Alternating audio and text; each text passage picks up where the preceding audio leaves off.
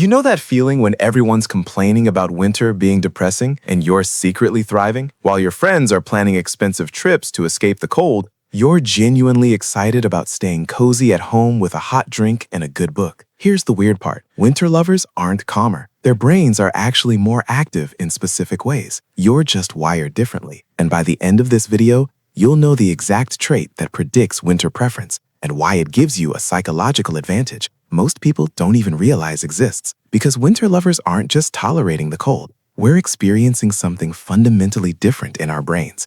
And science actually backs this up. Let's start with the most obvious question that winter lovers get asked all the time. Why does staying home feel so incredibly satisfying in winter, but somehow wrong in summer? Imagine two people in the same snowstorm. One feels trapped and miserable. The other feels perfectly content, almost energized by being inside. Same storm, completely different brain response. Here's what's happening in your brain when you're curled up inside while it's freezing outside. Psychologists call this the contrast effect comfort. Your nervous system is literally processing the difference between the harsh environment outside and your warm sanctuary inside. Every time you glance at that window and see the cold, dark world, your brain releases a small burst of dopamine and serotonin. You're safe, you're warm, you've successfully found shelter. But here's the fascinating part. This doesn't happen in summer. When it's beautiful outside and you're staying in, your brain actually registers this as a loss. The sunshine feels like judgment. Your brain keeps whispering that you're missing out on something good. In winter, you're not avoiding anything. You're actively choosing the superior option.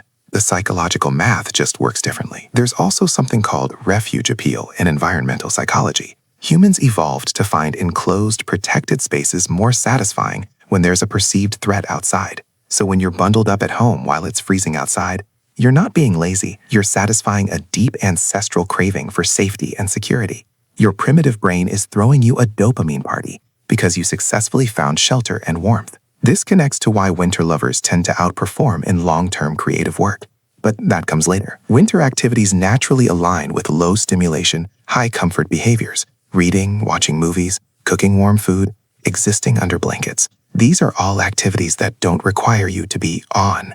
We're not fighting against the season's energy. We're in perfect harmony with it. Quick question before we go deeper. Do you feel more creative in winter? More focused? Like your brain just works better when it's cold outside? This isn't about being lazy. Winter is basically designed for the introverted nervous system, and here's exactly why. First, social expectations completely shift. In summer, there's this unspoken rule that if you're not out there living your best life, posting sunset photos, attending barbecues, being aggressively social, something's wrong with you. For introverts, this is absolutely exhausting. It's like the world has agreed that your preferred lifestyle is somehow deficient for 3 entire months. But winter gives you a complete social free pass.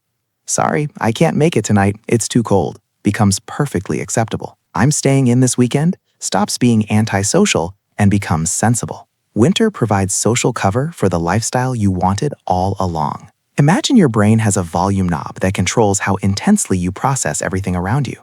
Introverts' knobs are naturally set higher than extroverts. Bright sunlight, heat, loud outdoor activities, these max out the volume instantly. Winter naturally turns down this dial. Shorter days mean less intense light hitting your retinas.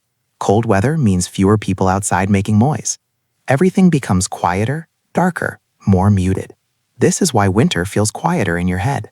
Studies from Cornell University show that people actually focus better in cooler environments. The optimal temperature range for cognitive performance is around 65 to 70 degrees Fahrenheit. In winter, you're more likely to hit this sweet spot naturally. Your brain isn't expending energy trying to cool your body down, so it can dedicate more resources to actual thinking. Winter people aren't just more comfortable physically, we're operating at peak cognitive performance. Now here's where I'm going to say something controversial that might change how you think about winter entirely. The darkness is actually good for you. I know.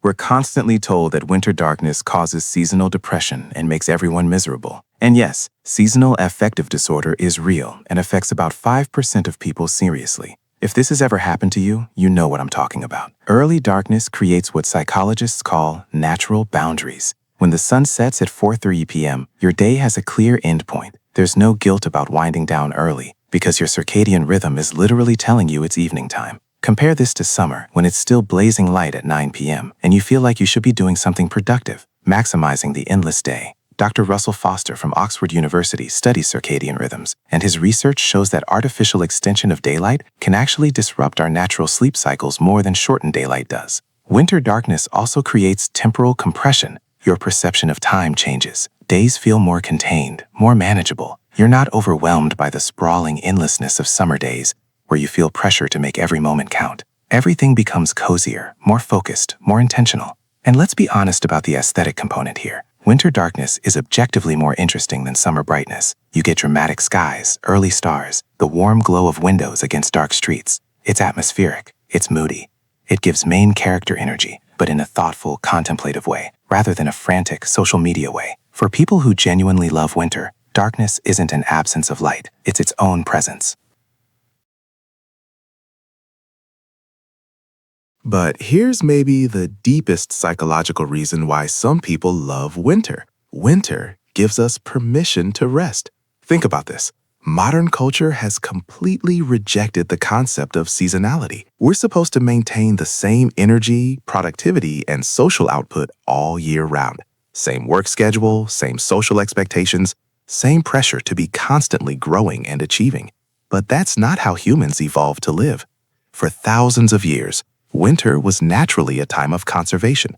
You stored food, you stayed close to home, you slowed down your pace, and you didn't feel guilty about it. Summer people recharge outward, winter people recharge inward. When you love winter, you're not fighting against rest, you're embracing it. You're recognizing that productivity isn't the only measure of a life well lived. Sometimes the most meaningful psychological work happens when you're doing nothing, thinking, reflecting, processing emotions, just existing with your thoughts. Dr. Mary Helen Immerdino Yang from USC studies the default mode network in our brains, the mental state we enter when we're not actively focused on tasks. Her research shows this state is crucial for creativity, emotional processing, and developing our sense of self. Winter naturally creates more opportunities for this default mode thinking. When you're sitting by a window watching snowfall or reading a book while it's dark outside, your brain is actually doing incredible psychological work behind the scenes. For introverts and highly sensitive people who often feel guilty about needing alone time to recharge, winter legitimizes that need. You're not being selfish or antisocial. You're responding appropriately to the season.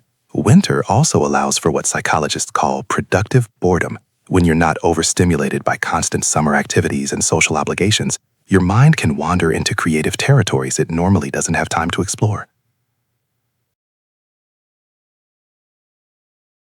So, what does loving winter actually say about your personality? Research from personality psychology gives us 5 definitive traits that predict winter preference. First, comfortable spending an entire Sunday thinking. While summer lovers seek external stimulation and validation, winter lovers don't need constant external input to feel alive and engaged. You can sit with your thoughts without immediately reaching for distractions. Second, higher emotional resilience. Think about it. You're literally finding joy in a season that most people find difficult. You're extracting pleasure from conditions that others want to escape from. That requires psychological strength and the ability to create your own happiness independent of circumstances. Third, more selective than sensitive. Winter lovers aren't more fragile. They're more choosy about what deserves their energy. You can handle intensity. You just prefer to control when and how you experience it. Fourth, comfortable with the full spectrum of human emotion. Summer people tend to prefer simple, bright, happy feelings. Winter people don't run from sadness, nostalgia, or contemplation. You understand that complex emotions often lead to deeper insights. Fifth, internal locus of control. You don't rely on external conditions to determine your mood and happiness. You've learned to create warmth, coziness, and joy from within, regardless of what's happening outside. Dr. Adam Grant's research shows that people who prefer challenging or unconventional conditions often develop more psychological flexibility. They're better at finding meaning and satisfaction in situations others might avoid. Winter lovers also tend to be more creative and intellectually curious. The reduced external stimulation allows your mind to focus on internal creative processes. Many famous artists, writers, and thinkers have noted that they do their best work in colder, darker months. So, if you're someone who genuinely loves winter, What does that say about you? Winter people don't escape life. They slow it down enough to actually feel it. You value introspection over constant stimulation. You understand that coziness is a legitimate form of happiness. You're comfortable with darkness, both literal and metaphorical. You don't need external validation to enjoy your own company. And honestly, in a world that's always demanding more, brighter, faster, louder, that's not just refreshing. It's psychologically powerful. You're not waiting for life to start again in spring. You're already living it fully, right now, in your own unique way. Next time someone asks why you love winter, you can tell them it's not despite the cold and darkness. It's because of it. Winter people understand something that everyone else is missing. Now I'm curious, which part of winter gives your brain the most relief? Drop a comment below and let me know which psychological aspect hit closest to home. And if you found this exploration fascinating, you'll probably love our deep dive into Homebody's personality types video. That video breaks down why people love staying home. And trust me, the psychology gets even more interesting. Hit that subscribe button if you want more content exploring the hidden psychology behind everyday preferences. Because understanding why we love what we love, that's the key to understanding ourselves. If this resonated, you already know. Winter isn't a season, it's a setting.